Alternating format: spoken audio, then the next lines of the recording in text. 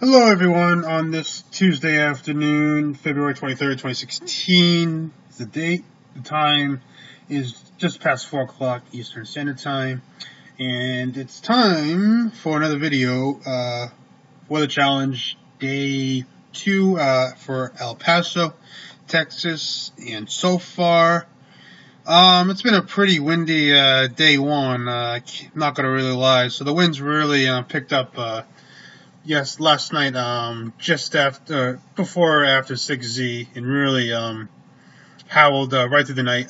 Gusts, over 40 miles an hour, peak wind 48 miles an hour. And all that wind, really prevented temperatures from, falling off too much, inhibited the radiational cooling despite the cloud cover and the, low moisture content in the air. Since then, the winds have continued, mainly out of the north, drawing in some cooler air, but all that sunshine has allowed temperatures to rebound up to 61 degrees, dew point 17, so dry air is still in the vicinity. So just taking a look, regional view. Here's El Paso, 61 degrees, and some similar readings to the north and west, but if you look east, temperatures in the upper 30s, so definitely some cooler air nearby. But they are maintaining this no lake wind. Alright, so let's get rid of this tab. Actually, no, I wanted the tab. So I can take a look at the satellite. However, yeah, here's the current sky conditions. Really isn't much cloud cover to speak of, at least overhead. So yeah, this again, this sector's kind of on the edge here. So there's some clouds building south and westward, which might get into the area, although they may fade. These might be some diurnal cumulus, just from the cooler air aloft. Take a look at the 500 millibar analysis. Some, yeah, pretty cool air, although surface temperatures are pretty cool as well. So yeah, let's track those clouds, see what they do.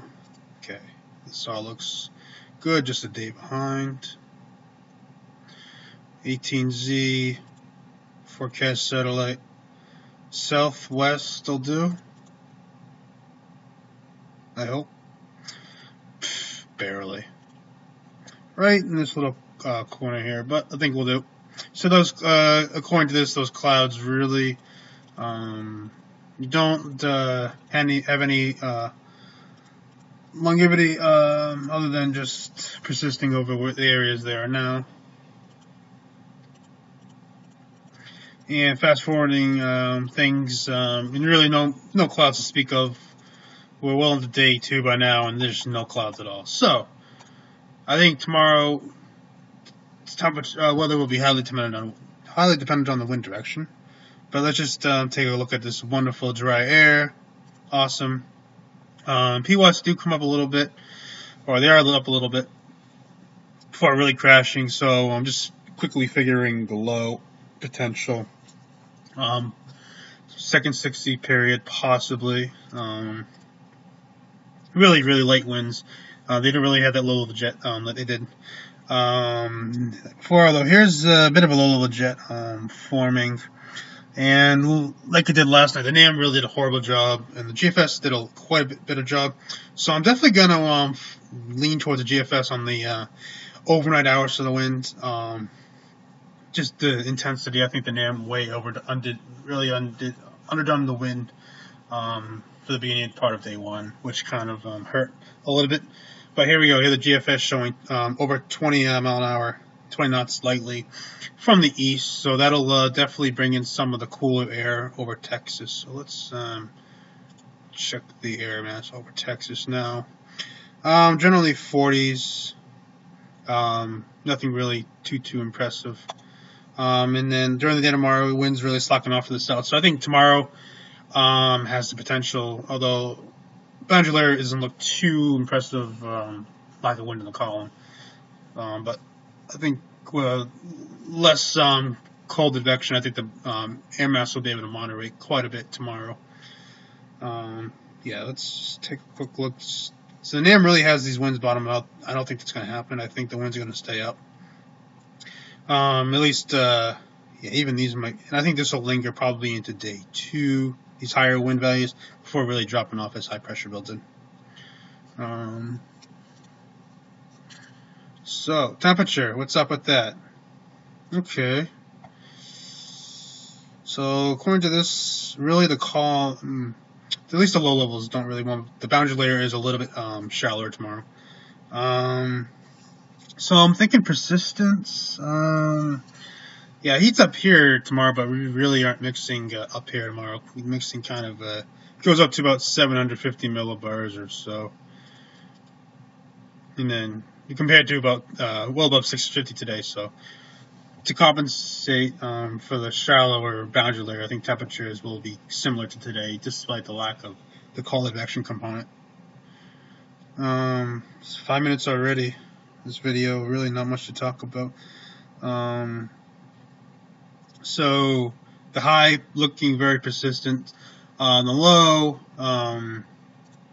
you have that cold advection from the east earlier on, and then there should be a quick period of radiational cooling towards the end.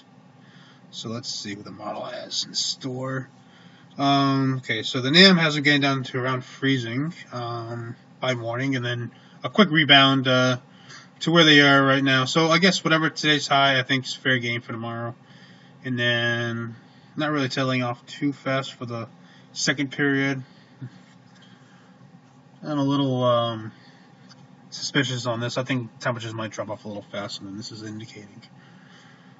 Especially if the winds really do die off and without any cloud cover whatsoever. And really, really low P watts. Yeah, I think the potential for the temperature to be a little lower here. But anyways, the first, earlier on around between around 12Z or so, temperatures should already be pretty chilly. So not too concerned with this period right now for low. Just these periods low and your high. And see what the USL has in just a second. Yeah, I don't think there is much else to say on this forecast. Really boring city. And eventually do warm up tomorrow. Well, the next day, day 3. Okay, USL. 12Z. Okay, so 32 around there, and then warming up to around 59. So I think, yeah, around today's high, and then dropping off tomorrow. So around 60 looks okay, and then 30, sheesh. What do the other models have for exact lows? The NAM at 33, the GFS 32. So the USL is a little on the cooler side. Go back here. It largely, so you have some cold advection initially, which can help, I guess, cool things off, and then you just straight up radiationally cool.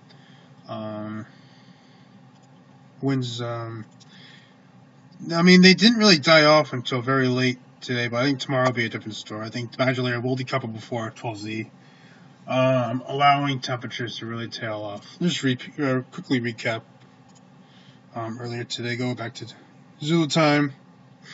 So 11Z, you still had winds sustained about 16, gusting to 23 miles an hour, which is not very favorable for radiational cooling. I don't think they'll be present tomorrow.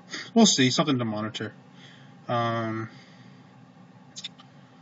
another thing that did really well yesterday is the GFS lamp.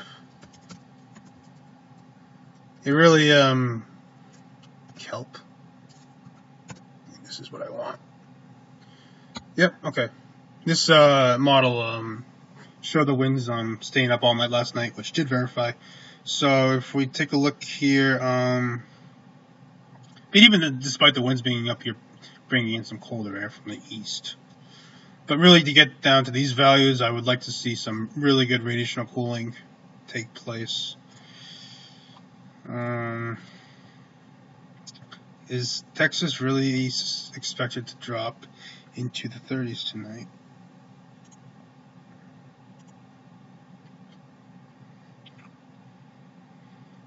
So they either get to their low through radiational cooling or just some good cold advection. Yeah, this is the right run. 18Z 4 kilometer NAM. I'm starting to see some 30s pop up in this vicinity. So yeah, even if they have the winds up, holy cow! Let me zoom in real quickly.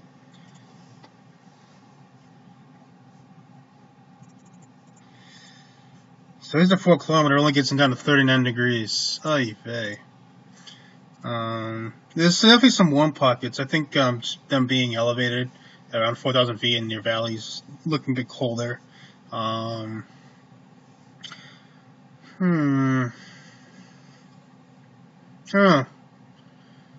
guess I'll have to think about this a little longer and then come up with some values. Good luck with your forecasts.